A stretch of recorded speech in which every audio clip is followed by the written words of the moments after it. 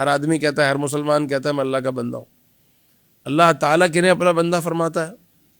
سورہ فرقان میں دیکھیے، وعباد الرحمن، رحمان کے بندے وہ ہیں الذین یمشون علی الارض ہونا واذا خاطبهم الجاہلون قالوا سلاما.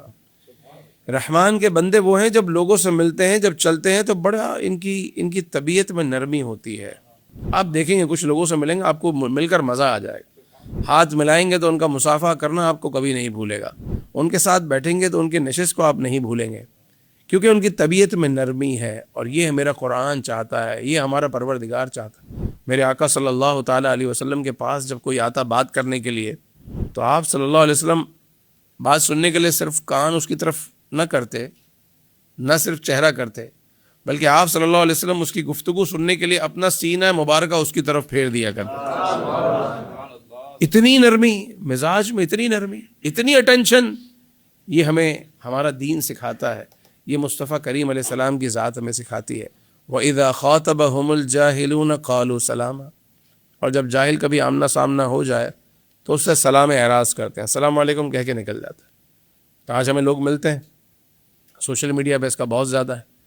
کہیں بھی کوئی پوسٹ ہوگی تو آپ کو نظر آئے گا نیچے بہت سارے لوگ کمنٹس کر رہے ہوں گے. آپ کا بھی جی چاہے گا کہ میں چار باتیں اس کو بھی سناؤں. اور ہم سنا سکتے ہیں، بعض اوقات ہم بول سکتے ہیں، ہمارے پاس الفاظ ہیں، لیکن قرآن کہہ رہا ہے وَإِذَا خَاطَبَهُمُ الْجَاهِلُونَ قَالُوا سَلَامًا. سلام اعراض کرو، نکلو. یہاں پر اپنا وقت ضائع نہیں کرنا، کیونکہ سامنے والا شخص جو گفتگو کر رہا ہے وہ اپنے علم میں اگرچہ ماہر ہوگا، مگر علم قرآنی میں، علم دین میں وہ جاہل ہے.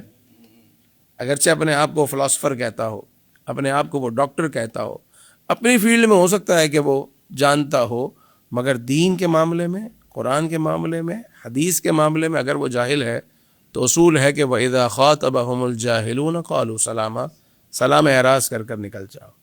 اور اللہ کے نیک بندوں کی اگلی علامت جو اللہ نے بیان کی، وَالَّذِينَ يَبِيتُونَ لِرَبِّهِمْ سُجَّدًا وَقِيَامًا، کہ وہ اپنے دن رات، اپنی خاص راتیں، وَالَّذِينَ يَبِيتُونَ لِرَبِّهِمْ، اپنی رات گزار دیتے ہیں، سُجَّدًا وَقِيَامًا، سجدے کی حالت میں اور قیام کی حالت میں. یہ ہے نیک لوگ، عباد الرحمن.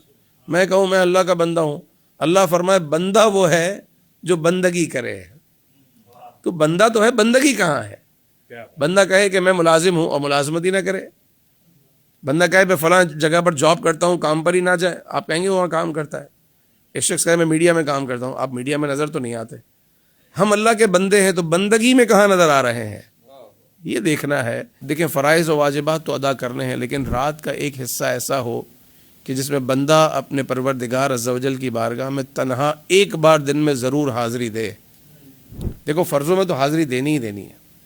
رات 2 رکعت نماز ہی صحیح، 4 رکعت ہی صحیح، اللہ کی بارگاہ میں حاضر ہو جائے تنہائی میں، اکیلے میں. اس آیت کی وجہ سے وَالَّذِينَ يَبِيتُونَ لِرَبِّهِمْ سُجَّدًا وَقِيَامًا. اب اللہ کی بارگاہ میں حاضر ہو گئے، اور اب جب آپ تلاوت قرآن کر رہے ہیں، آپ نے نماز باندھی اور اللہ اکبر کہہ کر شروع کیا الحمدللہ رب العالمین، تو آپ کیا سمجھتے ہیں کہ آپ کی یہ سورہ فاتحہ پڑھنا یہ آپ کی ون سائیڈڈ گفتگو ہے؟ ہرگز نہیں.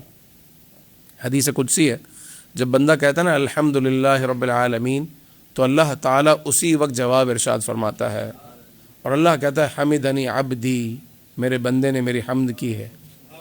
پھر بندہ کہتا ہے الرحمن الرحیم، تو اللہ فرماتا ہے اثنا علی عبدی، میرے بندے نے میری تعریف کی ہے. بندہ کہتا ہے مالک یوم الدین، تو اللہ تعالیٰ ارشاد فرماتا ہے مجدنی عبدی، میرے بندے نے میری بزرگی کو بیان کیا. پھر بندہ کہتا ہے ایاک نعبد و ایاک نستعین. دیکھیں کنورسیشن ہے اللہ اور بندے کے درمیان. ایاک نعبد و ایاک نستعین، اے اللہ میں تجھ سے مدد چاہتا ہوں، تیری ہی عبادت کرتا ہوں. تو اللہ فرماتا ہے ھذا بینی و بین عبدی، یہ بات میرے اور میرے بندے کے درمیان. پھر بندہ کہتا ہے اہدنا الصراط المستقیم. تو دیکھیں اب اللہ تعالیٰ سے گفتگو کرتے ہوئے وہ کہاں تک آ گیا کہ کہہ رہا ہے مولا مجھے سیدھے راستے پر چلا، اہدنا الصراط المستقیم. تو اللہ تعالیٰ کی طرف سے جواب آتا ہے وَلِعَبْدِي مَا سَأَلْتَ، میرے بندے نے جو مانگا ہے وہ میں عطا بھی فرماؤں گا. تو دوران نماز ہی قبولیت کا مژدہ مل جاتا ہے.